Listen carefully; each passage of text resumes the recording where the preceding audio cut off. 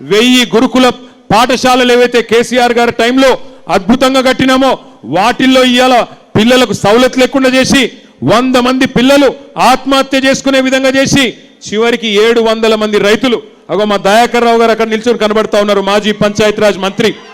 మొన్ననే పాలకుర్తిలో రైతులు ఆత్మహత్య చేసుకుంటే దయన్న పోయి వాళ్ళని దగ్గర తీసుకొని భయపడకండి అని ధైర్యం చెప్పి ఇవాళ బీఆర్ఎస్ పార్టీ నాయకులు ఎక్కడికక్కడ తనలాడుతూ ఉన్నారు. 700 మంది రైతులు 700 రోజుల్లో రోజుకొకరు చొప్పున కాంగ్రెస్ ప్రభుత్వం వచ్చినాక ఇవాళ ఉరిబోసుకునే పరిస్థితి కాంగ్రెస్ వచ్చినాక వచ్చింది. ఈ ఎన్నిక దయచేసి మిమ్మల్ని అందరినీ కోరేది, ఈ ఎన్నిక జరుగుతున్నది మాగంటి సునీత గారికి అదేవిధంగా ఇక్కడ నిలబడ్డ అభ్యర్థులకు మాత్రమే కాదు. ఈ ఎన్నిక జరుగుతున్నది 6 గ్యారెంటీలు అమలు చేస్తామని చెప్పి ఎగ్గొట్టిన పార్టీకి 6 గ్యారెంటీలు ఇయ్యాలే, పేదవాళ్లను బాగా చూసుకోవాలి అని మీకోసం గల్లాబట్టి కొట్లాడుతున్న బీఆర్ఎస్ పార్టీకి మధ్యన జరుగుతున్న ఎన్నిక ఇది ఆషామాషి ఎన్నిక కాదు. ఇక్కడికి వచ్చిన మా ఆడబిడ్డలు దయచేసి మీరు జాగ్రత్తగా వినాలి.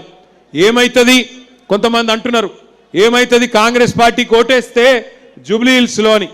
ఏమైతుందంటే నేను 2,500 రూపాయలు ఇవ్వకపోయినా మా ఆడబిడ్డలు నాకే ఓటేసినరు, నేను 4,000 పెన్షన్లు ఇవ్వకపోయినా ముసలి అవ్వ తాత నాకే ఓటేసినరు, నేను 6,000 రూపాయలు ఇస్తానని చెప్పి 100 రోజుల్లో ఎగ్గొట్టినా నాకే ఓట్లు గుద్దుతున్నారు.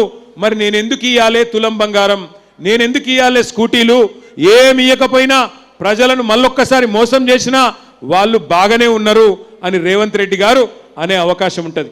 ఇంకొక మాట కూడా, ఇప్పుడు నేను ఈ గల్లీలకెళ్ళి వచ్చిన, ఈ గల్లీలకెళ్ళి వచ్చేటప్పుడు చూసుకుంటా వచ్చినా మరి ఏ ఒక్కటైనా ఇక్కడ పెద్ద పెద్ద ధనికులు ఎవరు లేరు. వెంగళరావు నగర్ డివిజన్ అంటే ఓన్లీ కాలనీలే కాదు, పెద్ద ఎత్తున బస్తీలు కూడా ఉన్నాయి. ఈ బస్తీలలో ఉండే మా అన్నదమ్ములను మా అక్క చెల్లెలు నేను అడుగుతున్నా, చూస్తున్నారా ఈ ప్రభుత్వం వచ్చినాక ఏం చెప్పిండు రేవంత్ రెడ్డి? ఇందిరమ్మ ఇండ్లు ఇస్తా అని చెప్పిండు. ఇందిరమ్మ ఇండ్లు ఇస్తా, మరి మీ అందరికీ ఎస్సీ ఎస్టీలు అయితే 6 లక్షలు ఇస్తా, లేకపోతే 5 లక్షల రూపాయలు ఇస్తా అని చెప్పిండు. ఒక్కలకన్నా ఇందిరమ్మ ఇల్లు వచ్చిందా తెలంగాణలో? హైదరాబాద్లో ఒక్కలకన్నా ఇందిరమ్మ ఇల్లు వచ్చిందా? ఇందిరమ్మ ఇండ్లు ఇచ్చుడు కాదు, ఇందిరమ్మ రాజ్యం అంటే ఏందో ఎరికేనా? బస్తీల మీదకి బుల్డోజర్లు పంపి, బస్తీల మీదకి ఇవాళ జేసీబీలు పంపి పేదవాళ్ళ ఇండ్లు కులగొట్టుడే ఇందిరమ్మ రాజ్యం అన్నట్టుగా తయారైంది. హైడ్రా అని ఒక దంద పెట్టిండు. హైడ్రా అనే దంద పెట్టి ఇవాళ హైడ్రాకు ఓన్లీ గరీబోళ్ళే తేరగ దొరికిండ్రు. గరీబోళ్ళ ఇండ్లు ఇష్టం వచ్చినట్టు కూలగొడతా ఉన్నాడు. ఇలా అన్ని బస్తీలకు కూడా నేను ఒకటే విజ్ఞప్తి చేస్తా ఉన్నా, ఈ అరాచకం, ఈ హైడ్రా అరాచకం ఆగాలంటే, ఈ దుర్మార్గం ఆగాలంటే, బుల్డోజర్ మీ ఇంటికి రావద్దంటే మీరు 11 తారీఖు నాడు కాంగ్రెస్ను పచ్చడి చేస్తేనే ఈ దుర్మార్గం ఆగుతుంది. నేను దుర్మార్గం ఉత్తగానే అంటలేను, నేను దుర్మార్గం అని నాకేదో బాధ అయ్యి అంటలేను.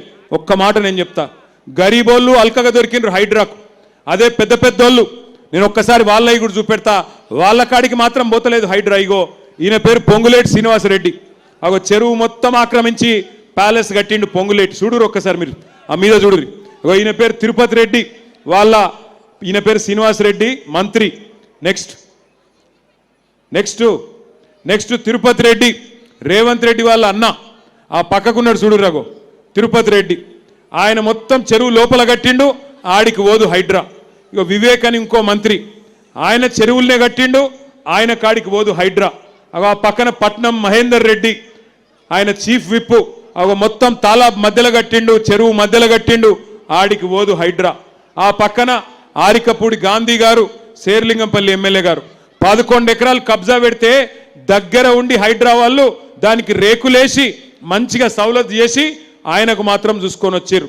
నేను అడుగుతున్నా ఇవాళ రేవంత్ రెడ్డిని, అయ్యా నీకేమైనా సిగ్గుంటే హైడ్రా ఏం తప్పు చేసింది అంటున్నావు? ఇగో వీళ్ళ గులగొట్టు మొదలు. నీకు సిగ్గుంటే, నీ ప్రభుత్వానికి ఇజ్జతుంటే ముందు ఈ దుర్మార్గుల గులగొట్టు, ఆ తర్వాత గరీబుల మీదకి రా. హైదరాబాద్లో గరీబోడు తేరగ దొరికిండు, బలిసినోడు మాత్రం నీకు కనబడతలేడా? ఇంత దుర్మార్గం జరుగుతుంటే